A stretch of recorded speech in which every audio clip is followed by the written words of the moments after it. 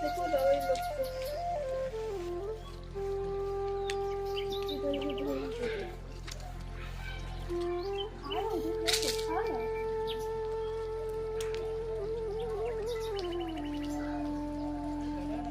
खा रे पापा।